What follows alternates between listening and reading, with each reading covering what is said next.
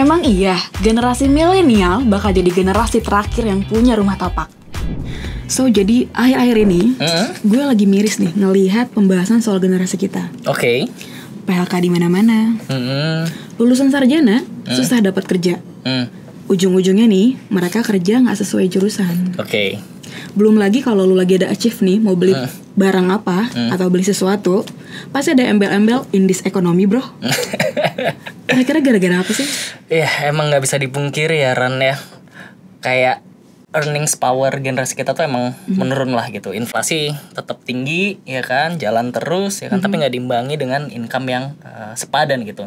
Ya mungkin beberapa ada yang merasakan lah pertumbuhan ekonomi 20 tahun ke belakang gitu, tapi nggak sedikit juga yang ternyata missed it gitu kan. Nah, even gue baru baca di negara maju kayak US aja, itu lebih dari 90% mereka yang lahir di tahun 1940-an itu memang lebih wealthy dibanding orang tuanya. Tapi mereka-mereka yang lahir dari 1985 onwards itu tersisa tinggal 50% ya yang lebih wealthy dibanding orang tuanya. Dan kayaknya tren penurunan itu masih terus berlanjut sampai saat ini.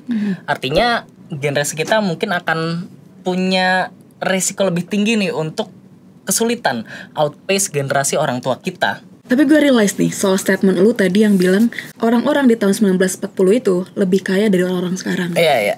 Karena kalau lu nyadar, orang tua kita kerja 5 tahun lu bisa dapat rumah, bro.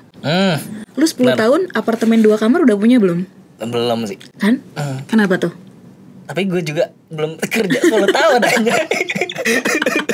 Gue juga belum 10 tahun kerja. Gen Z ya? Oh belum ya? Maaf. Tapi mungkin kalau dibandingin di case gue pribadi gitu ya, ngeliat case bokap gue, itu tuh karena gini nih, tahun 90-an lah ya, atau awal 2000-an, itu tuh UMR masih sekitar 1,5 jutaan di case-nya dia. Nah, harga rumah di pinggir kota itu tuh 27 jutaan, which itu 18 kali daripada gajinya. Nah, tapi kalau kita compare ke zaman sekarang, oke, UMR udah naik nih, Jakarta 5 juta. Tapi rumah di pinggiran kota Jakarta bisa udah 700 jutaan.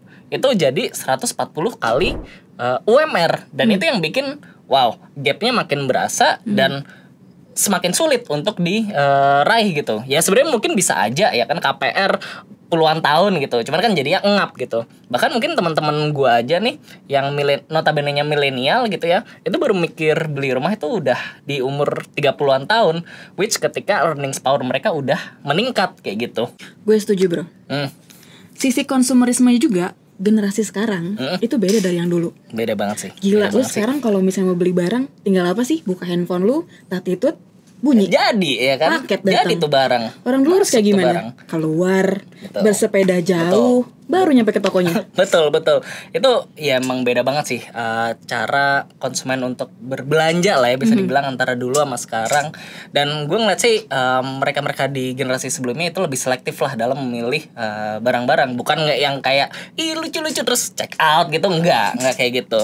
Terus juga mereka punya tendensi untuk beli barang tuh lebih ke build to last gitu. Nyari yang emang benar-benar bisa tahan lama, bukan dikirim ya, diwarisin ke generasi selanjutnya sampai puluhan tahun barangnya masih bisa dipakai gitu. Meanwhile, Gen Z mungkin beli barang-barang yang bisa dibilang nggak se-valuable itu buat mereka, barang-barang lucu-lucu kecil-kecil pernak-pernik remeh-temeh gitu kan. Nah, itu yang mungkin jadi masalah bikin Gen Z itu terperangkap dalam doom spending gitu. Terus banyak latte faktor yang mereka alami ya kan, kayak urusan beli kopi dikit-dikit gitu kan, padahal mungkin bisa bikin sendiri kopinya atau ya faktor apapun lah yang bikin mereka spending kecil, tapi sebenarnya itu kalau di total udah jadinya banyak banget kayak gitu. Terus juga ada recent study yang gue baru baca bahwa boomers ya kan, generasi orang tua kita itu tuh nggak akan pass on their wealth ke anak-anak mereka. Ya kan, alasannya itu macam-macam lah. Ada yang memang pengen spend untuk happy gitu di masa pensiun mereka gitu, jalan-jalan ke luar negeri, liburan segala macam. Atau ada yang mungkin butuh untuk kesehatan gitu, karena mereka udah ya butuh layanan kesehatan secara rutin gitu. Terus juga ada yang mungkin simply pengen untuk ngelanjutin hidup mereka aja gitu sampai mereka pada nantinya meninggal gitu. Nah, hal-hal ini tuh makin mempersulit lah untuk Gen Z di ekonomi seperti ini yang mungkin lagi terjadi banyak PHK dan lain-lain untuk bisa bertahan kalau mereka nggak punya mindset yang tepat terhadap pola spending atau pola konsumsi mereka kayak gitu. Dan kita nggak bisa kayak ngandelin warisan dari orang tua kita, karena kan ya mungkin beberapa Gen Z yang notabene-nya ada di kasta middle up gitu ya, mungkin punya privilege untuk mendapatkan warisan gitu, tapi kan nggak semuanya seperti itu. Mereka yang di middle low mungkin nggak bisa merasakan hal tersebut atau bahkan terperangkap dalam sandwich generation, di mana mereka harus menopang orang tuanya, mungkin menopang adik-adiknya juga. Dan ya mindset keuangan yang tepat, mindset spending yang tepat itu diperluin lah untuk Gen Z punya mode survival nih menghadapi kehidupan selanjutnya gitu sih. Semangat generasi sandwich. Ada isu juga nih yang gue dengar akhirnya ini.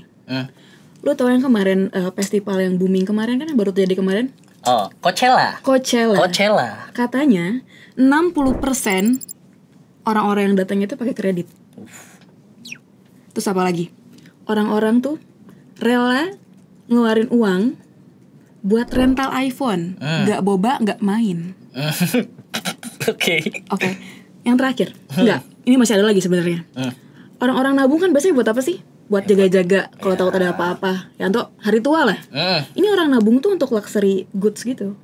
Yang padahal katanya barang-barang luxury ini yang harganya $100, ternyata di pabriknya cuma $5. Lah, kerja di pabriknya aja kita. Nah, ayo. Terakhir yang gue dengar, Jaksel kan? Iya, ada istilah nih, namanya Jaksel approve. Iya lagi. Kalau lu belum mampir ke listnya, lu belum ngapain sesuai dengan list anak Jaksel, belum bisa lu jadi anak gaul. Belum bisa masuk geng, bro. Iya, aduh. Tapi ya itu ya, maksudnya permasalahannya berarti kan kalau dari yang lu bilang adalah flexing culture kan. Oh iya, bener. Anak-anak Gen Z itu butuh validasi gitu dari peersnya, siapapun yang ada di media sosial gitu kan.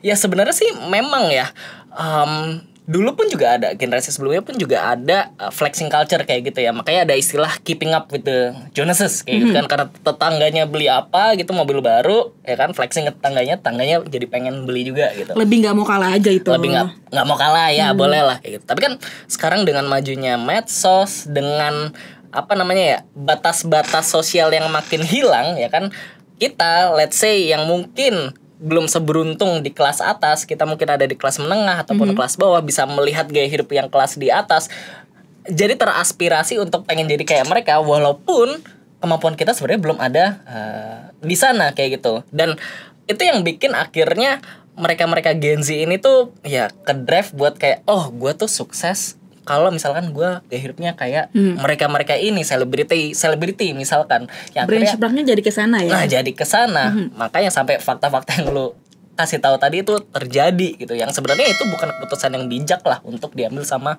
Gen Z kayak gitu. Nah menurut lo nih, lo kan sebenarnya ada di generasi ini juga kan.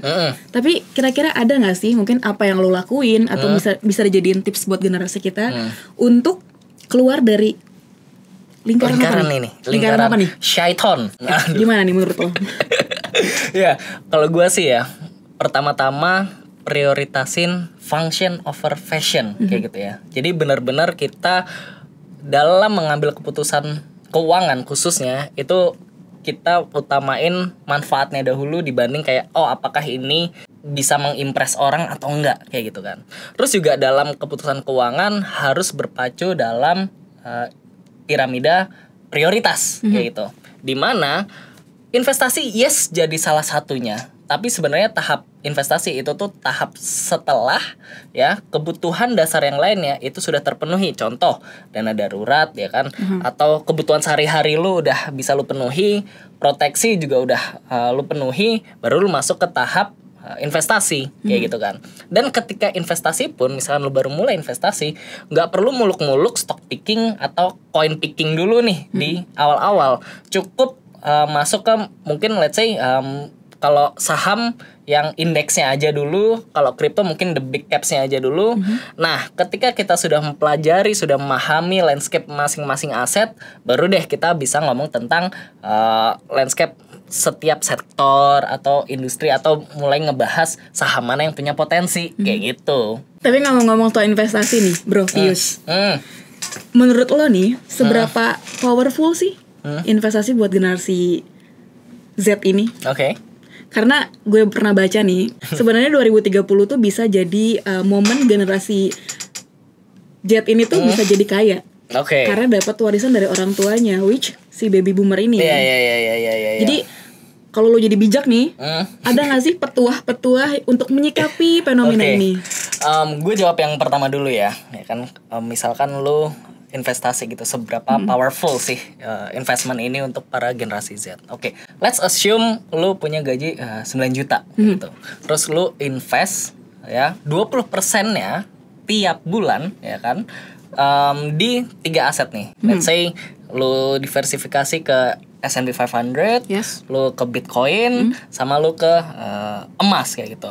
Nah, gue udah menghitung ya kan, mengkalkulasi track record dari ketiga aset itu berapa. Mereka tuh punya rata-rata return per tahunnya tuh, kalau Bitcoin itu ada di angka 49%, S&P ada di angka 11%-an, Gold ada di angka 9,7%-an selama 10 tahun ke belakang. Nah, ketika lu nih, let's say saat ini lu invest 20%, itu kurang lebih sekitar 1,8 juta, ketiga aset tersebut dalam 5 tahun lu udah akumulasi sekitar 242 jutaan gitu. Berarti itu emang benar-benar powerful banget lah untuk lu ngebangun wealth atau survive di dalam kehidupan ini kayak gitu dari sisi keuangan. Dibanding lu cuman ditabung doang, itu tuh ya dalam 5 tahun oke lah menambah, tapi 108 juta totalnya dari hitungan gue. Itu beda banget ya dengan kalau lu invest, itu duit lu bisa 2 kali lipat dibanding seharusnya dalam 5 tahun ke depan kayak gitu. Nah, buat kalian-kalian yang mungkin akan inherit wealth dari parents kalian gitu ya, dari orang tua kalian ya, walaupun ada studi juga yang tadi gue sempat bilang kalau nggak akan di pass, tapi kalau misalkan itu di pass on ke kalian, itu pasti akan jadi good news banget ya kan untuk kehidupan Gen Z selanjutnya gitu. Nah, tapi kita juga tahu bahwa banyak kasus di mana kekayaan itu tuh nggak bisa bertahan lintas generasi, ya kan, karena generasi selanjutnya itu tidak piawai dalam memanage kekayaan yang diamanahkan ke mereka kayak gitu. Nah, makanya kita sebagai Gen Z ini tuh harus punya mindset yang tepat dulu nih terhadap pengelolaan keuangan, terhadap investasi, sehingga kita nanti pada akhirnya nggak salah langkah dalam spending apa yang diwariskan ke kita, quote unquote kayak gitu. Nah, tadi kan yang gue sebut adalah soal investasi langsung ke aset ya. Tapi sebenarnya mungkin kalau misalnya kita udah lebih knowledgeable nih dalam sisi pengelolaan keuangan atau investasi, bisa aja kita mulai consider produk-produk derivatif kayak gitu ya, untuk bisa nge-multiply wealth kita lebih cepat. Jadi apa yang memang diamanahkan ke Gen Z ini itu benar-benar bisa dikelola dengan baik kayak gitu. Ngomong-ngomong soal derivatif nih, Peluang punya crypto futures yang bisa leverage sampai 25 kali. Terus kalau Sobat Cuan bingung, pengen mantau aset yang mana pada hari ini, plus pengen tahu market update-nya, bisa join di Discord channel kita, linknya tercantum di kolom description. By the way, kalian ngerasain struggle finansial juga nggak sih sekarang? Atau bahkan punya tips bagaimana survive ekonomi di zaman sekarang? Yuk share di kolom komentar.